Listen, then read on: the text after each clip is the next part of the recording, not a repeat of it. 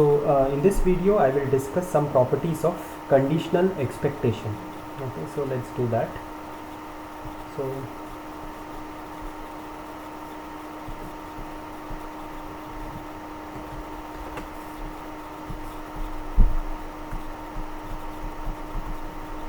properties of conditional expectation.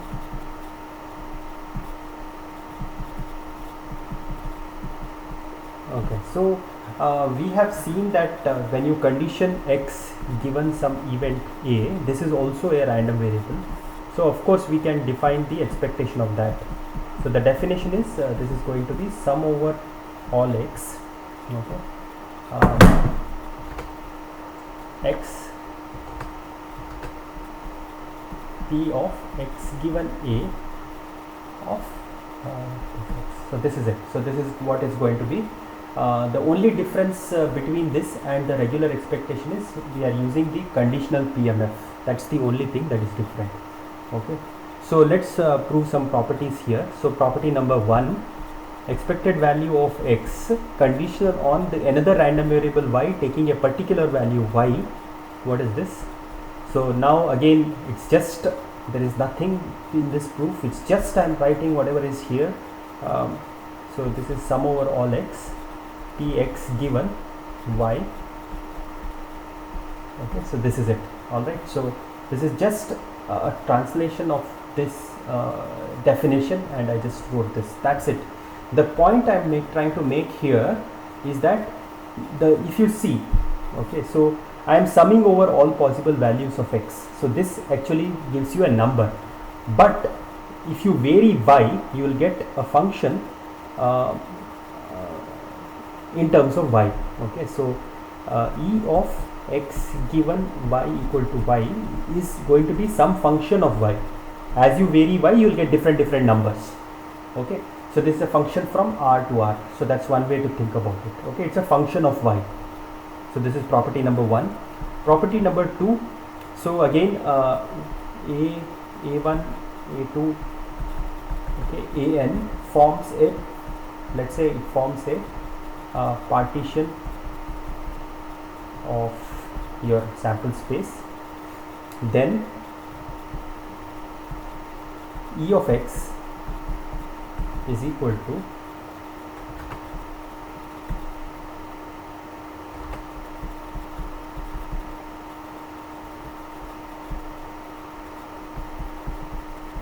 this is what we'll prove next. So let's do that. So here let's start with the LHS. So what is LHS? So this is equal to x into px of x. Alright, so this is LHS, summing over all x. Now what we can do is we can write the definition, which is probability that x is equal to x here. Okay, and now using the property of this thing that we have seen earlier, this thing we can split it as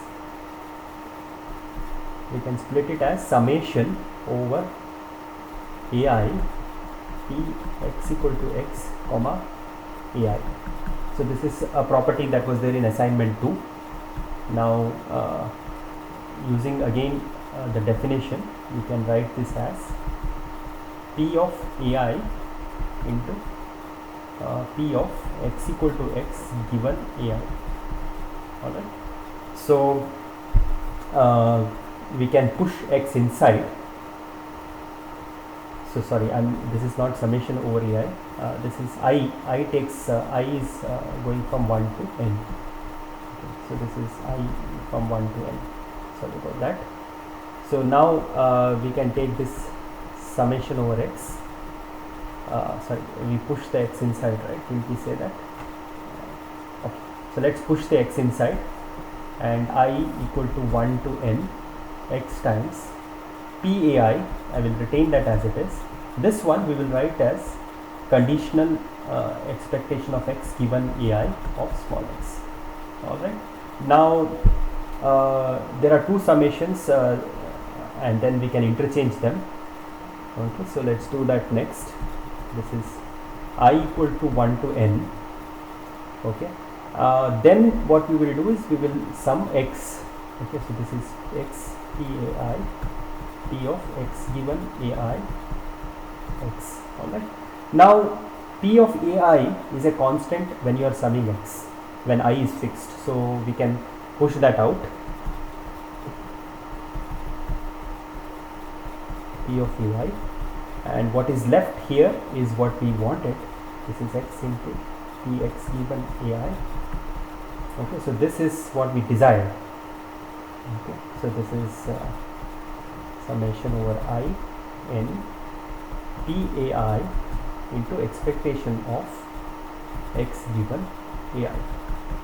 Okay, so this is nothing but expected value of x. So this is the property that we wanted to prove. See, the way to think about this is you have omega. Okay, so and this is your partition. So I want to find expected value of x, which is like the average over all possible omega. But I will do given ai, what is the value here, and I will find what is the expected value in this region. Okay, given ai in this region, then in this region, and all this. So this is expected value of x given a1.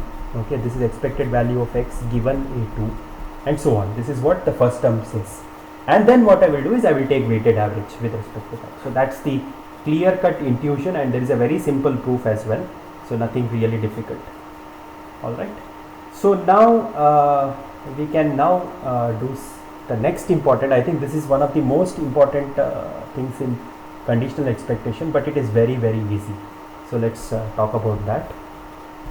So property number 3, which is expected value of x is equal to sum over all y, Py of y times expected value of x given y is equal to y. Okay, so this is now two random variables have come, x and y. So naturally we have to consider the joint PMF. Okay, so let this be the joint PMF of x comma y. All right, so let's commence. So the same picture for the previous thing is, you see there is a direct similarity between this and this. Py of y is also a probability, but let's not use the previous result to prove this. Let's just do it from scratch. Okay, so let's start. So LHS is equal to expected value of x, which is nothing but x into marginal value of x given y. Okay, so this is sum over all x. Now how do we get the marginal? We can write this as sum over all y, Px comma y of y, small y. All right, so that's how we can get the marginal. Now sorry, this has to be marginal over both these things. Yes, yeah, so you sum over y.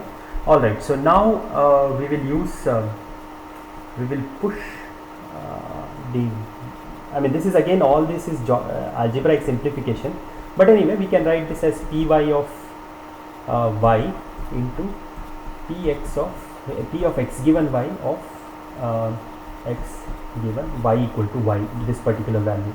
So this we can do. Now we are almost done. So but before that we will interchange the order of limits. So this will be over x, this will be over y. Okay, so Py of y we write first, and then we write P of x given y of x given y. Alright. Now Py of y, when you are summing over x, is a constant, so you can pull that out. So this is sum over y, Py of y, and you are now summing over x times this is nothing but expected value of x given y is equal to small y.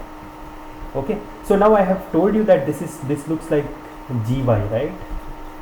So this is now some function of y, and I am taking expectation, right? So this is nothing but expected value over y of gy, correct? So here we are done with the proof. Already we are done with the proof. Okay, but I am just trying to give you some more idea. So this is a function of y. Long back in this video I just discussed that. So this is expected value of gy given the expectation is taken over y. And now what is gy? Gy is nothing but expected value of x given y. Okay, that's what it is. So Ex, okay, is equal to expectation of the conditional expectation. This is also called as the iterated expectation rule. This is going to be very useful. We will see a lot of applications of this in the future videos of this class. Okay, so that's about it. These are all the properties that I wanted to talk about for conditional expectation.